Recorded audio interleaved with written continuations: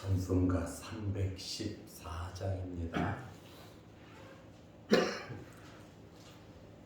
314장. 내 구주 예수를 더욱 사랑 엎드려 비는 말 들으소서.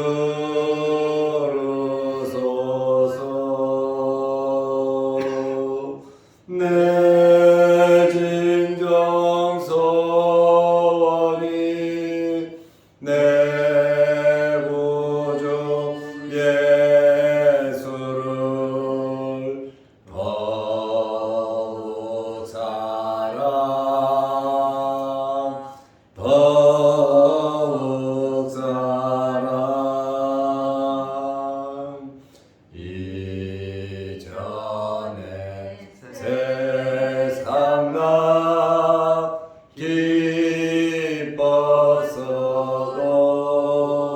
기뻤어도 지금 내 기쁨은 오직 예수. 다만 내비는 말 내 구주 예수를 더욱 사랑 더욱 사랑 이 세상 떠날 때 찬양하고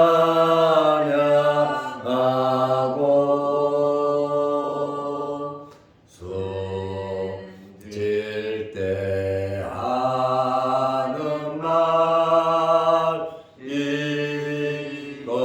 이것일세. 다만 내비는 말 내 구주 예수를 더욱 사랑 더욱 사랑.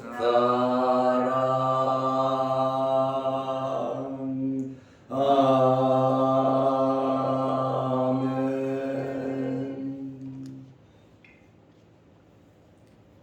사도신경으로 우리의 신앙을 고백하겠습니다.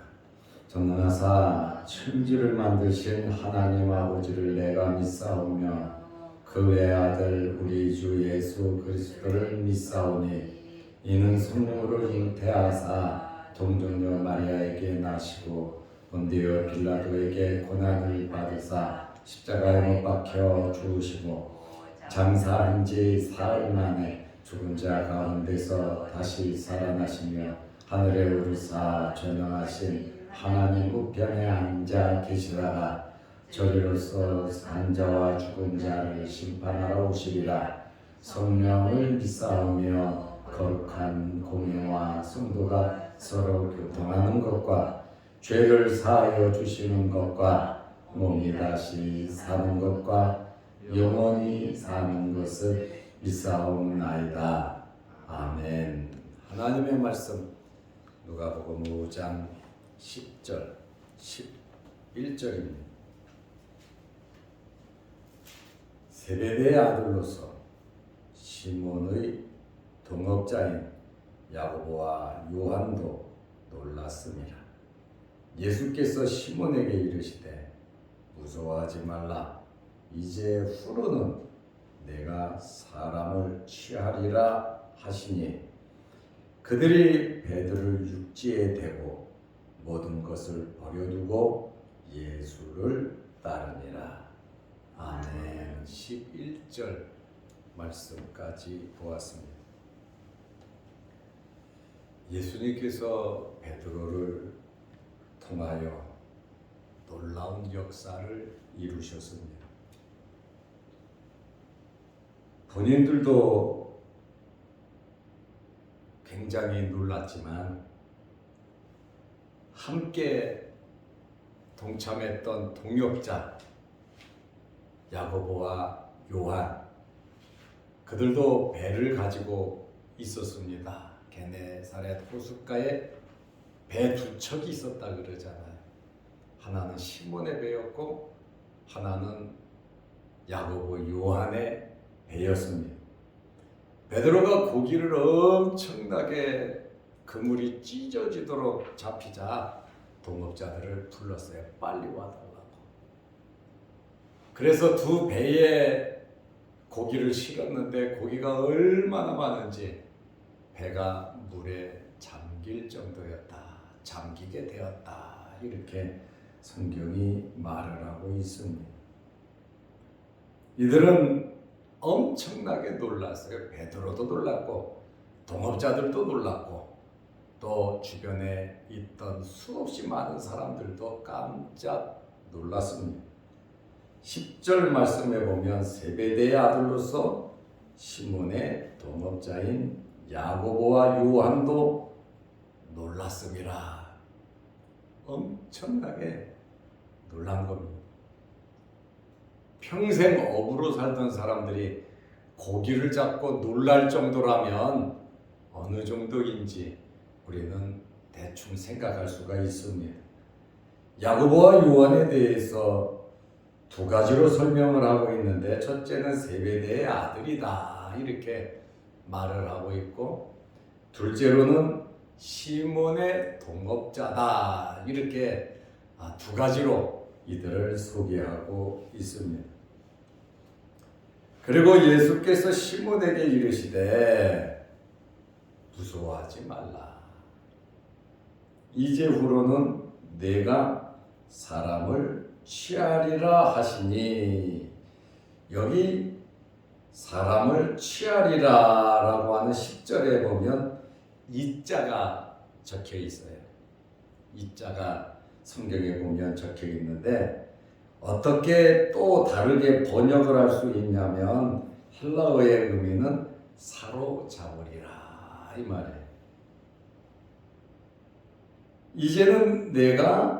이제후로는 내가 사람을 사로잡으리라. 이렇게 고기를 엄청나게 잡은 것처럼 이제는 네가 사람을 사로잡으리라. 그물에 꽉 잡듯이 사람을 사로잡는다고 하는 그러한 의미거든요. 하나님의 나라 복음을 위해서 전도자로서 앞으로 미래에 대한 베드로의 사명을 말씀하신 거예요. 그러니까 예수님은 벌써 몇 년 뒤를 내다본 거죠. 3년 이상의 뒤를 내다보시고 말씀을 하신 겁니다. 그 말이 베드로는 무슨 의미인지 몰랐을 겁니다. 그러나 예수님 승천하시고 또 제자들이 성령 받고 베드로가 한 번 설교를 했더니 3,000명, 5,000명 회개하는 놀라운 역사가 있었잖아요. 예수님께서는 벌써 3년 뒤에 놀라운 역사가 일어날 것을 예수님은 내다보고 계시며 말씀을 하신 겁니다. 그러므로 우리가 말씀을 보면서 지금 당장만 볼 것이 아니라 미래를 내다볼 수 있는 그러한 신령한 눈들이 열리시기를 바랍니다. 벌써 예수님은 베드로를 봤잖아요. 내가 사람을 사로잡으리라 하는 그 말씀을 하셨습니다. 베드로와 야고보, 요한은 서로 잘 아는 동업자였습니다. 같은 동네에서 태어나서 같이 자랐고, 그 다음에 같은 업종에서 함께 일을 하고 서로 아무래도 같은 업종이다 보니까 서로 도와주고 하는 그러한 동업자라고 말을 하고 있습니다. 7절에는 또 뭐라고 말을 하냐면 동무들에게 손짓하여, 그래서 동무라 그랬어요.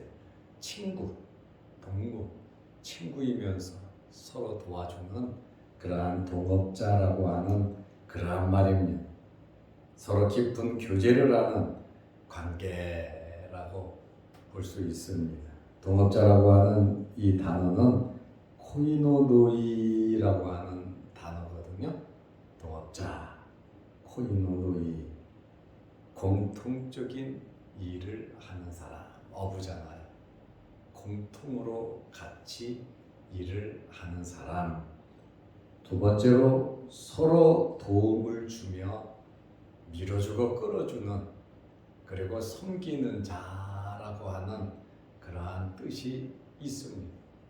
돈을 투자하고 같이 배를 사고 한 그런 세상적인 돈을 벌려고 하는 그런 동업자는 아니에요. 자기 거 다 따르게 있으면서도 서로 긴밀하게 교제하면서 서로 잘 되기 위해서 서로 교제하는 그러한 동역자다라고 하는 그 말에, 교제라고 하는 말은 코이노니아, 우리가 말 많이 들었잖아요. 코이노니아라고 하는 말은 서로 교제한다라고 하는 뜻인데, 거기에서 나온 단어거든요. 서로 비슷한 단어잖아요. 코이노노이, 동업자, 서로 친밀한 관계로 교제하는 것을 의미합니다. 교회에서는 서로 이런 영적인 동업자들이 되어야 됩니다. 세상적인 동업자, 물질적인 동업자 물론 필요하겠지만은 세상적인 면에서 서로 동업해서 잘 되는 사람은 별로 보지 못했습니다. 노름한 사람이 돈을 땄다는 사람은 없어요. 그리고 같이 동업해서 서로 돈 벌었다고 하는 사람 만나기 어렵습니다. 몇 년 지나면 서로 다투고 싸우고 서로 오해하는 원수가 되는 것은 많이 보아왔습니다. 그래서 교회 안에서 물질적인 동업, 세상적인 그러한 투자, 세상적인 관계를 맺으면 교회에는 덕스럽지는 않습니다. 영적인 하나님의 나라를 위해서 좋은 동업자들이 되시기를 바랍니다. 서로 밀어주고 끌어주고 땡겨주고 하는 거 물론 필요합니다. 그러나 같이 교회에서 투자하고 서로 친하다고 보증 서달라고 하고 서로 돈 빌리고 서로 함께 일하는 것은 그렇게 바람직한 일은 아닙니다. 왜냐하면 사람은 연약하기 때문에 서로 일이 잘못되면 하나님의 나라가 피해를 입고 교회가 피해를 입고 하나님의 백성들이 서로 등지는 일이 있기 때문에 교인 상호 간에 이러한 금전적인 관계는 없는 것이 좋습니다. 우리 동창 목사들 가운데에 서로 굉장히 형제같이 지내는 목사님 두 분이 있었어요. 밥도 같이 먹고 돈도 같이 쓰고 정말 서로의 사정을 모를 정도로 형제보다도 더 돈독한 우리 동창 두 분이 있었어요. 그래서 이 두 사람이 교회를 같이 한 군데에서 같이 개척을 했어요. 서로 동역하는 거죠. 왜? 친구니까. 서로 한 몸으로 서로 알고 있기 때문에 한 주는 네가 설교하고 한 주는 내가 설교하고 한 주는 네가 신방 가고 그 다음 주는 내가 신방 가고 이번 주는 내가 하고 다음 주는 네가 하고 서로 똑같이 나누어서 일을 했는데 3년 만에 서로 원수가 돼서 갈라졌습니다. 인간적으로 서로 친하다고 또 같이 물질적인 것을 똑같이 하면서 설교도 똑같이 나누면서 하는데 여러분 사람의 마음이 똑같습니까? 교인들의 마음이 똑같습니까? 사탄이 역사하니까 서로 갈라져가지고 하나는 송탄에서, 하나는 안산에서 이렇게 서로 목회하는 것은 지금도 서로 따로 목회하고 있어요. 인간적으로 하나 되는 것은 그것은 바람직하지는 않습니다. 세상 사람이 서로 동업하고 같이 움직이는 거, 베드로도 서로 돈을 주고받고 하는 그런 동업자는 아니에요. 그러나 서로 코이노니아, 교제하면서 같은 업종에서 서로 도와주고 교제하고 함께 한 것이지, 그래서 교회가 시험에 들지 않으려면 세상적인 물질이 들어가는 동업은 될 수 있는 한 피하는 것이 좋고, 금전거래도 피하는 것이 좋고, 서로 교인 상호 간에 투자하는 것도 바람직하지는 않습니다. 교인이 잘 되면 저도 좋지요. 교인들도 좋지요. 그런데 사람의 관계가 계속 좋을 수는 없거든요. 또 사람이 말을 듣는 것도 한 사람 말만 듣는 거 아니거든요. 그러나 이 동업이 깨질 때는 교회 안에서는 굉장히 시험이 들거든요.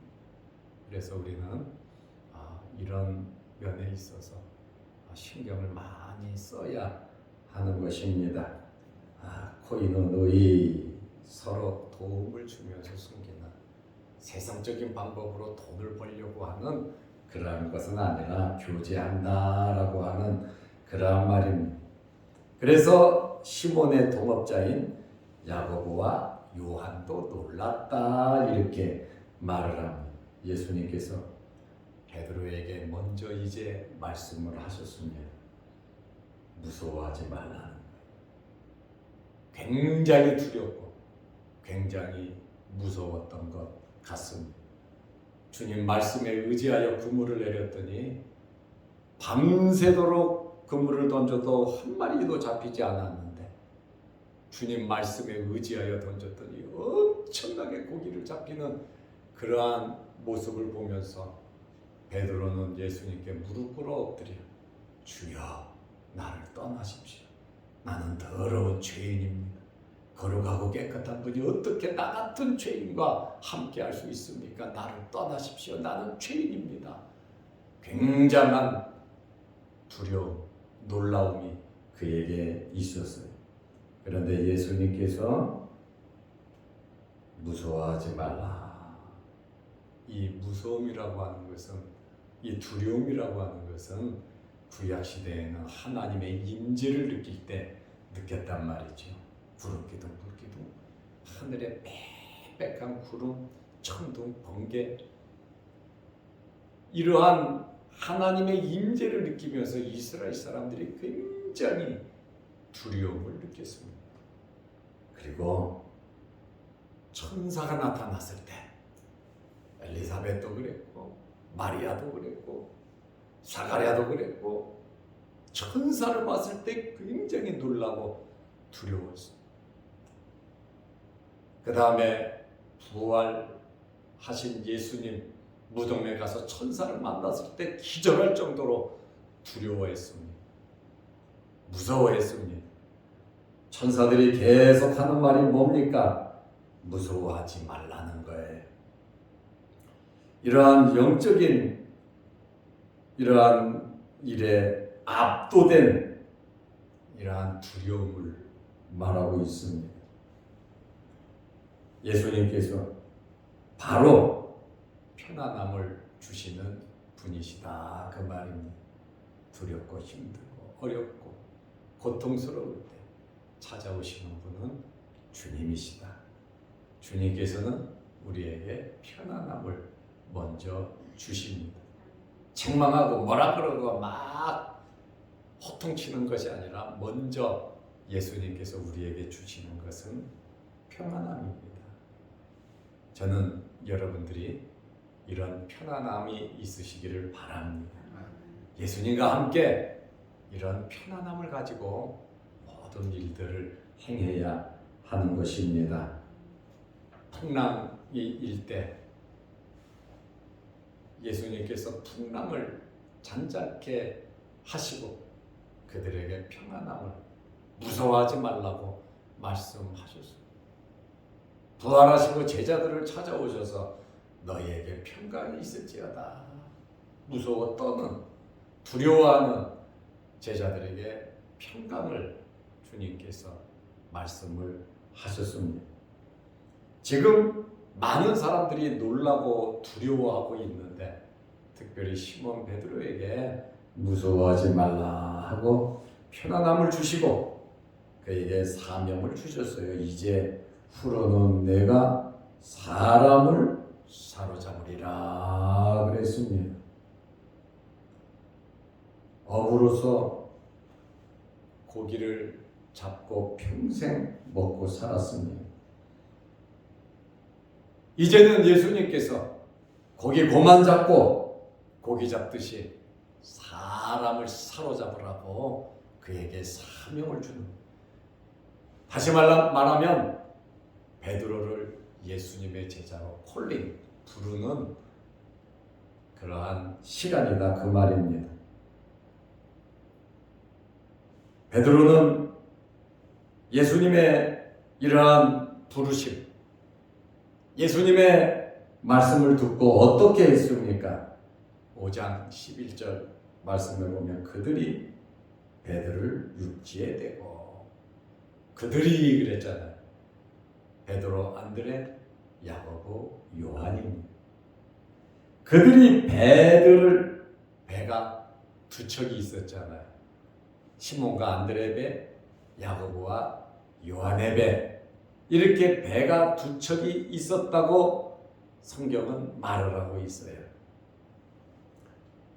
모든 것을 버려두고 예수를 따르리라. 배에 있는 모든 것, 자기 전 재산, 그물을 싣고 있었잖아요. 오늘 밤에 나가서 또 고기 잡으려고 자기가 준비했던 모든 것, 자기의 계획의 모든 것, 지금까지 살아왔던 인생의 모든 방법을, 또 모든 것을 버려두고 과감한 결단을 내렸습니다. 우리에게 중요한 것은 의식주의 문제입니다. 그리고 가정도 이끌어야 되고 자녀들도 키워야 합니다. 이것은 정말 우리가 살아감에 있어서 꼭 필요한 겁니다. 하나님도 다 알고 계십니다. 그런데 이들이 젊은 예수 그리스도, 나사렛 목수 생활을 하던 예수 그리스도, 메시아인지 뭔지도 모르지만 이러한 경험을 하고 나서 과감하게 모든 것을 버려두고 예수를 따르니라. 즉시 다음이 아니에요. 마누라한테 이야기하고도 아니에요. 친구들과 헤어지고 아버지 엄마한테 말하고 허락받고 그것이 아니에요. 미래가 어떻게 될는지 모릅니다. 미래는 불투명합니다. 그러나 어부는 확실하잖아요. 고기를 잡아서 갖다 팔면 먹고 사는 일은 조금도 부족함이 없어요. 그런데 지금 현재의 모든 삶의 패턴을, 미래가 어떻게 될는지, 베드로, 안드레, 야고보, 요한이 예수님이 어떤 분인지 어떻게 알아요? 자기들의 미래가 어떻게 될 줄 알아요? 먹고 사는 문제가 어떻게 될 줄 알아요? 그러나 그 모든 것을 포기하고 예수를 따랐다고 말을 합니다. 이들은 네 사람은 7절에 동무였고 10절에는 동업자라고 했는데 이제는 예수님의 제자로서 예수님과 함께 살아가는 삶의 공동체가 된 겁니다. 동무에서, 동업자에서 이제는 주님의 제자, 하나님의 나라 천국 복음을 위해 쓰임받는, 사람을 사로잡는 주님의 제자로서의 첫 발을 내딛게 되는 것입니다. 모든 것을 버리고 주님 따랐다. 이거 여러분 쉬운 일이 아니에요. 그리고 가정을 책임진 어른들로서 가장들로서 이것을 결정한다는 것은 정말 쉬운 일은 아닙니다.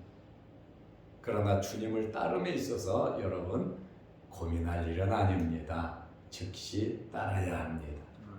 미래가 보장이 된다라고 하는 그러한 말씀입니다. 모든 것을 버리고 주님을 따랐다고 하는 것은 복음 사역자로서 헌신하는 것이고, 복음 사역자로서 헌신한다고 해서 사회적인 책임을 져버린 것은 아니다. 그 말입니다. 자식으로서, 부모로서, 또는 사회의 구성으로서 자신들의 책임을 다 져버린 것은 아니다. 그 말입니다. 새로운 삶의 질서를 가진 거예요. 세상적인 것에서 영적인 것을 가졌다고 세상적인 가난함과 먹고 사는데 문제가 되냐? 절대로 그렇지 않습니다. 하나님께서 하나님의 일을 하는 사람, 하나님이 주인인데 품꾼들에게 먹을 것을 주지 않는다? 그거는 있을 수 없는 일이에요. 우리의 삶 속에 주의 일을 할 때 하나님께서 모든 것을 책임져 주실 줄로 믿으시기 바랍니다. 그것이 없다면 4명의 어른들이 어떻게 예수님을 따를 수가 있었겠습니까? 이것은 확신입니다. 저는 여러분들에게 이러한 확신, 동무에서 동업자에서 이제는 예수님을 따르는 제자가 됐잖아요. 영적인 동역자가 다 되시기를 바랍니다. 기도하겠습니다. 하나님 아버지, 오늘 수요일 이 아침 새벽에 우리를 주의 전으로 부르시고 예배드리며 기도하게 하시오니 감사합니다. 오늘도 이 새벽에 기도합니다.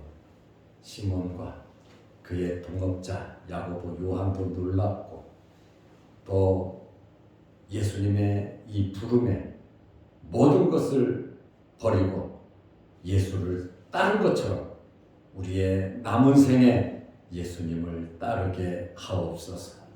먹고 사는 문제, 미래의 문제를 염려하고 걱정할 것이 아니라 하나님의 나라 천국 복음을 위해서, 하나님의 나라와 의를 위해서 힘쓰고 애쓰는 저희들 되게 하셔서 하나님께서 책임져 주시고 하나님께서 역사하시는 놀라운 기적을 체험하며 살아가게 하여 주옵소서. 주님 말씀하셨고 베드로는 순종할 때 그물이 찢어지도록 고기가 잡혔고 2 배가 잠기도록 고기가 잡힌 이러한 기적을 보면서 우리가 주님을 믿고 따를 때 이와 같은 역사가 일어날 줄로 믿게 하옵소서. 또한 오늘 수요일 저녁 예배로 모일 때에도 함께 하시고 우리의 삶이 영적인 동역자들로서 예배드리는 일에 힘쓰게 하시고 주의 전에 나와 서로 교제하는 성도들이 다 되게 하옵소서. 하나님과 교제하게 하시고 성도 간에 교제할 수 있도록 은혜 베풀어 주옵소서. 영상 유튜브를 보면서 말씀으로 은혜 받는 성도들에게도 크신 은혜와 복을 내려 주옵소서. 환절기에 우리 몸 상하지 않도록 건강 허락하여 주옵소서. 예수님의 이름으로 기도드리옵나이다. 아멘. 하늘에 계신 우리 아버지여, 이름이 거룩히 여김을 받으시오며 나라의 마옵시며 뜻이 하늘에서 이룬 것 같이 땅에서도 이루어지이다. 오늘날 우리에게 일용할 양식을 주옵시고 우리가 우리에게 주지 은자를 사하여 준 것 같이 우리 죄를 사하여 주옵시고 우리를 시험에 들게 하지 마옵시고 다만 악에서 구하옵소서. 대개 나라와 권세와 영광이 아버지께 영원히 있사옵나이다. 아멘. 자유롭게 기도하시기 바랍니다.